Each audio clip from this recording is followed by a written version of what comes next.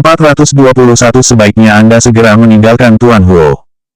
Penantang kedua tidak banyak berbasa-basi, dia langsung mengepalkan tangan dan melayangkan tinjunya ke arah Yan Jingyi. Melihat tinju yang sudah berjarak kurang dari setengah meter darinya, Yan Jingyi mengangkat kelopak matanya dan langsung mengayunkan kemoceng tersebut pada betis pria itu dengan ekspresi tak berdaya. Oh, pria itu melompat-lompat seraya memeluk kakinya, hingga akhirnya jatuh tersandung menuruni tangga. Penantang ketiga, penantang keempat. Sudah ada 20 orang penantang, dan seluruh ruangan ini telah penuh dengan suara ratapan mereka, semuanya meminta bantuan. Saat ini, semua orang diam-diam mulai mempertimbangkannya setelah melihat kekuatan Yan Jingyi dan kemocengnya. Huo Zixing merekam video untuk dikirim di grup keluarga seraya bersorak. Sementara Zhao Xinchen tiba-tiba menginjak kursinya sambil mengibaskan mantel yang ia pakai, kemudian membungkuk menatap Huo Zixing. Hei, Huo Sanxiao, apa adikmu masih sendiri? Huo Zixing meliriknya. Atau, apa kamu memiliki saudara sepupu yang masih lajang? Aku rasa aku bisa menjadi saudaramu. Huo Zixing menendang kaki Zhao Xinchen yang berada di atas kursi, membuat Zhao Xinchen langsung melompat turun dan menegakkan kursi itu. Enyah, apa kamu pikir Huo Qingyuan adalah seseorang yang bisa kamu harapkan? Bukan, kalau adikmu tidak bisa, saudara sepupumu pun bisa. Sayangnya Kak Jin adalah putri tunggal, bahkan jika dia punya kakak laki-laki atau adik laki-laki, aku juga akan mau walaupun terpaksa. Lupakan sajalah. Saat ini, penantang Yan Jingyi semakin lama menjadi semakin sedikit. Yan Jingyi mengikat rambutnya, apa masih ada yang ingin menantangku? Kalian mengaku sebagai para pewaris keluarga kaya, tapi kalian bahkan tidak tahu bagaimana meminta seorang master bela diri untuk mengajari kalian. Lemah sekali. Bukankah kamu yang terlalu tangguh? Bagaimanapun juga, mereka telah menyaksikannya sendiri. Tidak heran dia biasa menikah dengan Tuan Huo. Dia memang luar biasa. Dilihat dari kemahirannya dalam mengayunkan kemoceng, semua orang mengira bahwa pelayan keluarga Huo pasti sering diganggu. Setelah menyaksikannya, beberapa orang jadi gemetar dan tidak berani untuk menantang. Pada akhirnya, semua orang dengan sadar mengakui kekalahan mereka begitu melihat Yan Jingyi mengangkat kemocengnya. Pembawa acara yang berada paling dekat dengan Yan Jingyi dibuat terpana saat menyaksikan semua adegan yang terjadi. Dia bahkan bisa merasakan hembusan angin saat kemoceng itu diayunkan. Setelah menelan ludah dengan susah payah dan melihat sudah tidak ada orang di atas panggung, dia kemudian berjalan dengan kaku ke atas panggung. Para hadirin, apakah masih ada yang ingin menantang nyonya muda kedua? Jika tidak, maka saya akan mengumumkan hasilnya. Semua orang di bawah panggung hening.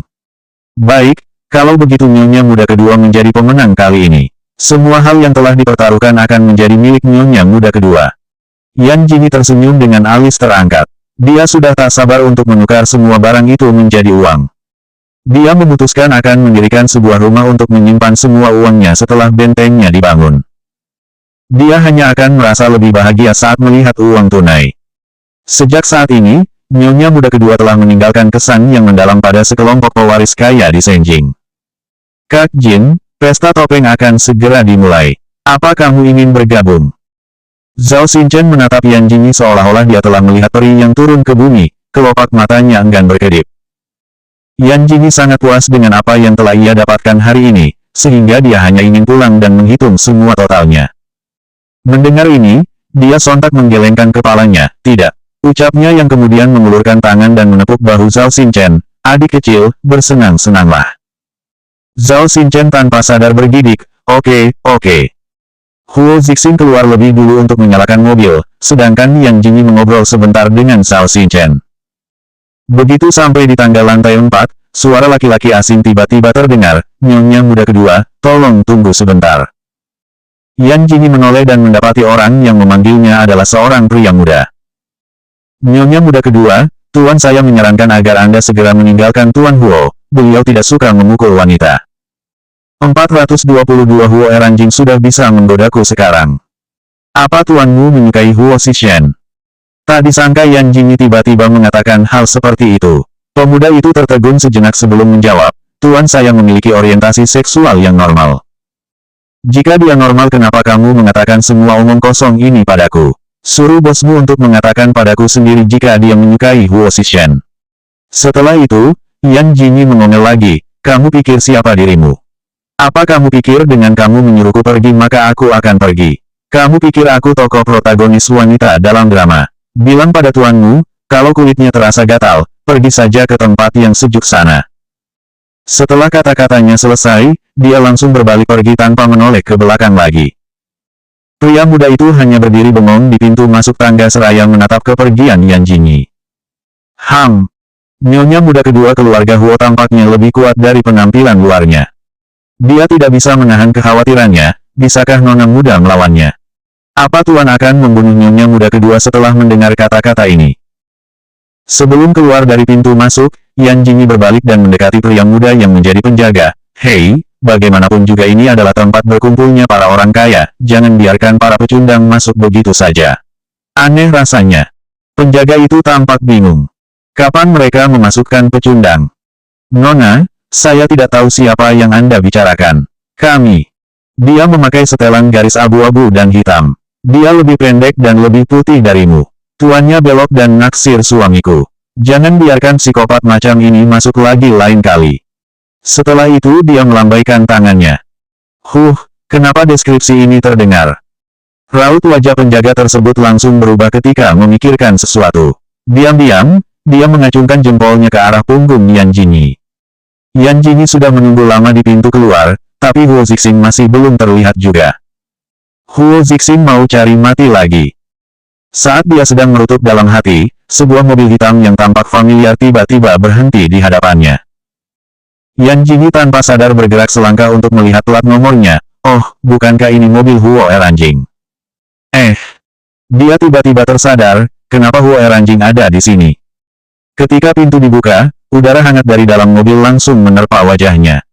Huo Zixing duduk di belakang, mengenakan mantel hitam seraya menatapnya tanpa ekspresi.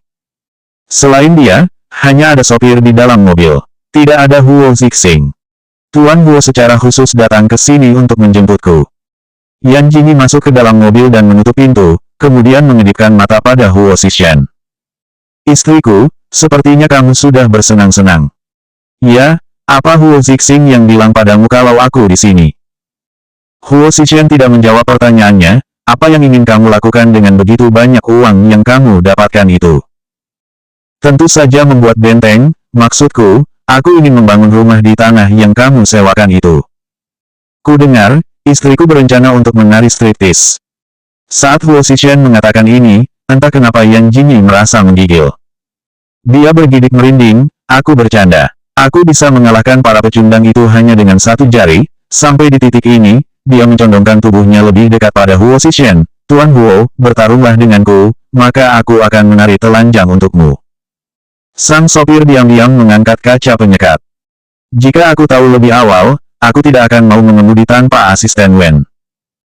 Mata Huo Zixing membulat, adegan ciuman waktu itu mendadak muncul dalam benaknya. Dia melipat bibirnya dan berpura-pura tenang. Penghangatnya sudah menyala. Istriku, menarilah sesuka hatimu. Kemudian dia mengangkat matanya dan menatap Yan Jingyi seolah berkata, selama kamu berani menarikannya, aku juga akan menontonnya. Oh, Huo Eranjing sudah bisa menggodaku sekarang. Oke, ayo kita lihat siapa yang akan jadi pemenangnya. Yan Jingyi dengan cepat mencondongkan tubuhnya ke arah Huo Zixing dan menghembuskan napasnya di sana. Jantung Huo Zixing berdebar lebih cepat. Melihat Yan Jingyi yang bersiap menciumnya, dia kemudian mengambil sebuah map untuk menghalanginya. Istriku, ini di dalam mobil. Tidak baik melakukannya di sini. Apa kamu akan membiarkanku menciummu sesuka hatiku di rumah nanti? 423 kita adalah suami istri. Wajah tampan Huo Zixing menegang, istriku, kamu sangat tidak sabaran. Tidak, kita adalah suami istri. Kita bahkan bisa berciuman kapanpun kita mau. Kita tidak akan punya kesempatan untuk melakukan ini setelah bercerai nanti. Yang paling penting adalah dia telah menetapkan tujuan untuk menyembuhkan fobia aneh Huo Zixing terhadap wanita. Istriku, apa kamu sangat kekurangan cinta? Tanya Huo Zixing tiba-tiba. Kekurangan cinta? Konyol, apa aku tampak seperti orang yang kekurangan cinta? Tapi, Yan Jingyi menyipitkan mata dan menatap sikap pengendalian diri Huo Zixing, hatinya mulai tergoda. Yan Jingyi berlagak malu-malu sambil memutar-mutar bahunya. Ya, aku sangat kekurangan cinta Tuan Huo. Huo Zixing memalingkan kepala dengan tenang, dan menatap ke arah luar jendela. Yan Jingyi lantas memanfaatkan kesempatan itu untuk mencondongkan tubuh dan mengecup pipinya dengan cepat. Huo Zixuan merasa wajahnya basah, seperti ada bulu yang tengah menggelitiki wajahnya, membuat seluruh tubuhnya bergidik. Pria itu mengepalkan tangannya, menekan kenangan buruk yang tiba-tiba muncul dalam benaknya. Ia menatap Yan Jingyi dengan kening berlipat, lalu berujar dengan suara serak, "Istriku, jangan main-main." Yan Jingyi membulatkan matanya dan berlagak polos, "Apa aku telah bermain-main? Aku sedang mengungkapkan rasa cintaku pada Tuan Huo." Huo Zixuan terbatuk dengan satu tangan yang menutupi bibirnya. "Tuan Huo, apa kamu merindukan orang tuamu?" Mendengar pertanyaan Yan Jingyi yang begitu tiba-tiba, seluruh tubuh Huo Zixuan langsung menegang kaku dalam sekejap. Yan Jingyi bisa merasakan tubuhnya yang gemetar. Topik mengenai orang tua kakak beradik dari keluarga Huo selalu tabu untuk dibicarakan. Tidak ada yang akan berani membahasnya, terutama di hadapan Huo Zixuan. Lagi pula, tidak ada yang lebih menakutkan dan mengerikan daripada melihat ibu dan ayahnya yang terbakar hidup-hidup dengan mata kepalanya sendiri. Terlebih lagi, jika bukan karena ayahnya, mungkin Huo Zixuan juga akan mati terbakar dalam lautan api. Yan Jingyi sudah pernah melihat seperti apa itu kebakaran. Dia juga telah melihat bagaimana orang-orang mati terbakar. Dia telah membunuh orang-orang dalam kehidupan sebelumnya, bukan? Suasana hati Yan Jingyi menjadi muram dalam sekejap, dan bahkan memancarkan aura membunuh. Huo Zixuan dapat mengendalikan emosinya secepat mungkin. Namun, saat merasakan ketegangan Yan Jingyi, dia menatapnya heran. "Aku tidak terlalu merindukan orang tuaku." Yan Jingyi menyinggingkan sudut bibirnya dan tersenyum padanya, "Apa menurutmu aku tidak berperasaan? Lagi pula, aku tidak merasakan apa-apa tentang mereka di sini," ujar Yan Jingyi sambil menyentuh dadanya. Sekarang ini, dia sudah benar-benar menyatu dengan tubuh ini. Huo Zixuan memandangnya, tanpa melewatkan sorot penuh ejekan yang melintas di mata wanita itu.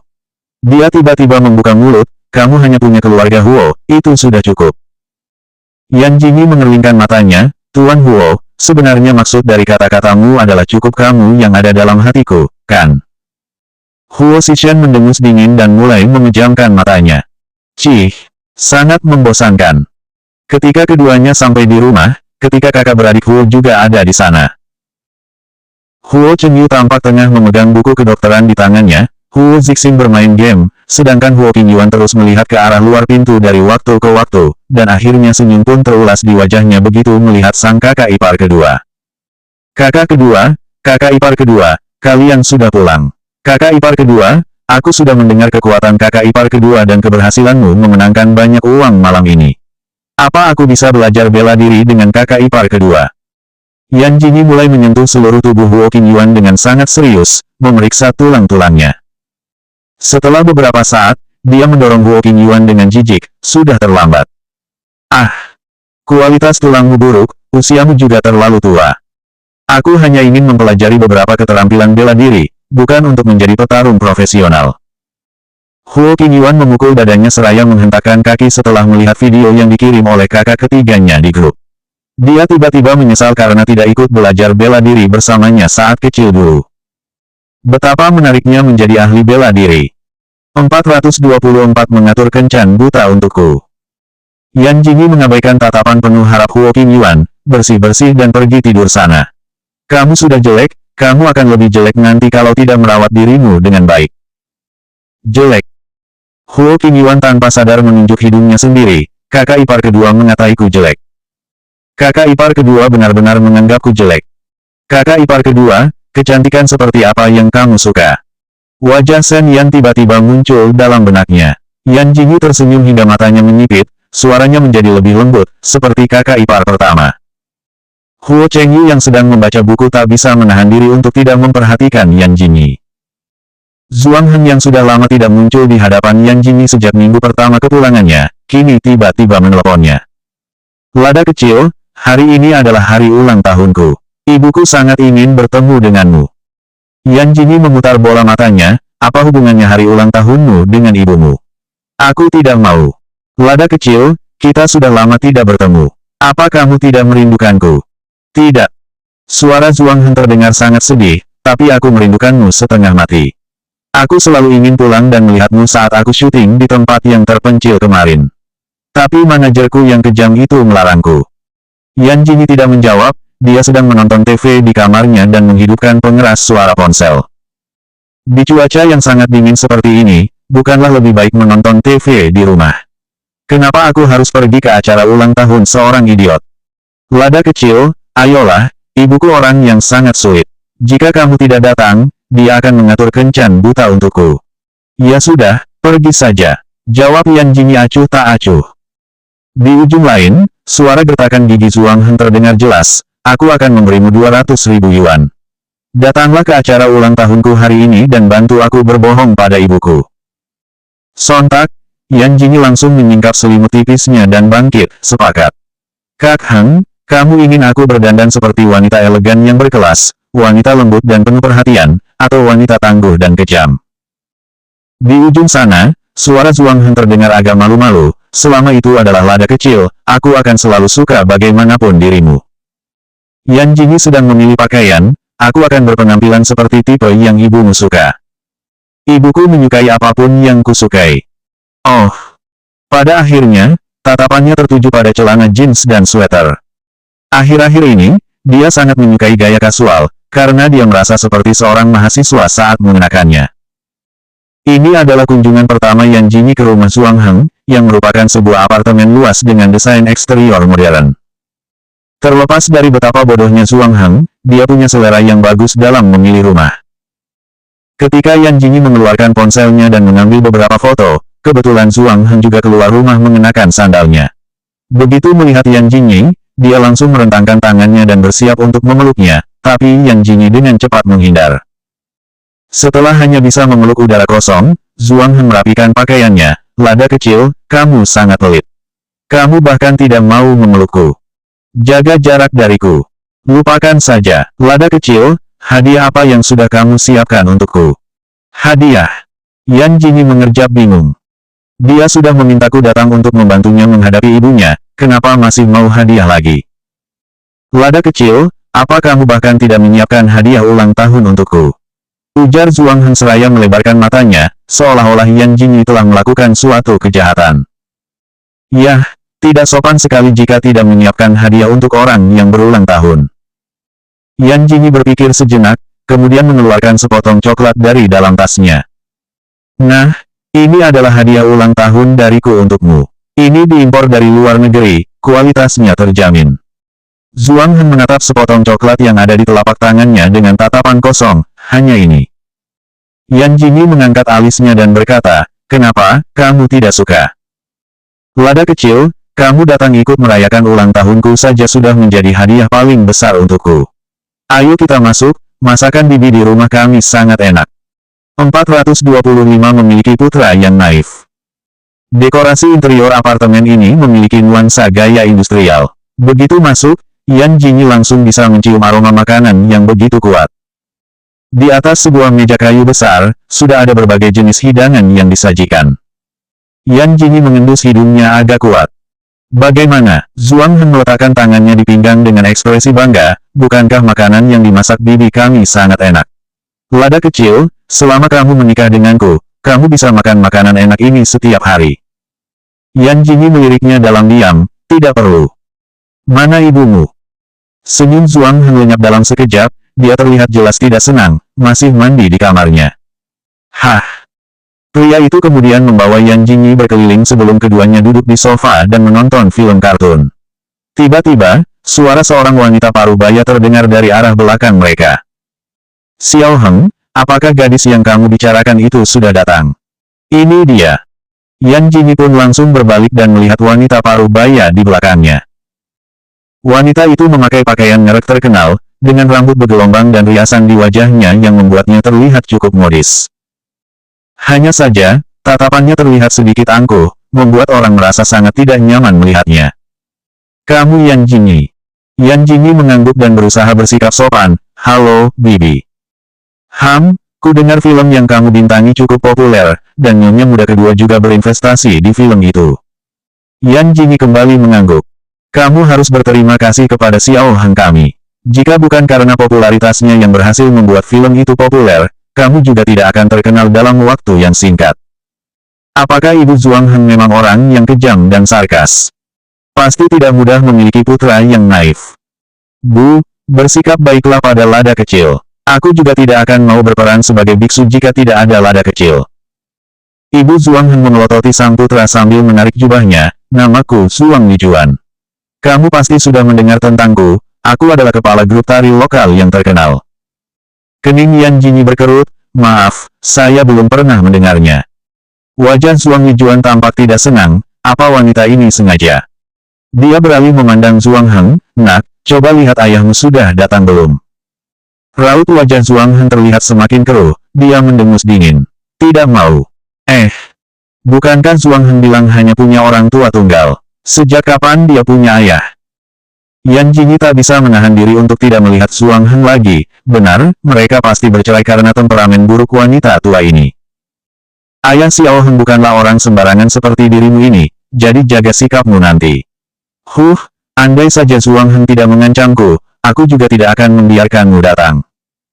Jika bukan karena anakmu, aku akan memukulmu habis-habisan sekarang. Apa yang kamu sombongkan? Zhuang Lijuan memandang pakaian Yan Jini lagi dan berkata dengan jijik, apa kamu memakai pakaian yang dibeli dari kios pinggir jalan? Kamu bahkan tidak tahu cara berpakaian yang baik untuk menghadiri acara ulang tahun Zhuang Heng kami. Xiao Heng, bawa dia keluar dan beli satu set pakaian untuknya sebelum ayahmu datang. Zhuang Heng sudah agak kehilangan kesabaran, kamu sudah selesai bicara belum? Lada kecil bisa memakai apapun yang dia suka, jangan lupa, aku setuju pria itu datang dengan syarat kamu bisa menerima lada kecil. Zhuang Lijuan terdiam sejenak, tak kuasa menatap Yan Jini lagi. Yan Jini dapat melihat bahwa hubungan Zhuang Heng dan ibunya tidak baik, sedangkan hubungannya dengan sang ayah kandung bahkan lebih buruk lagi. Tapi ini agak aneh, dia sudah bercerai, kenapa rasanya Zhuang Lijuan sangat berharap ayah kandung Zhuang Heng datang? Yan Jini tampak sangat acuh, sementara Zhuang Heng terus berkicau di hadapannya, dan Zhuang Lijuan duduk di samping sambil merajuk.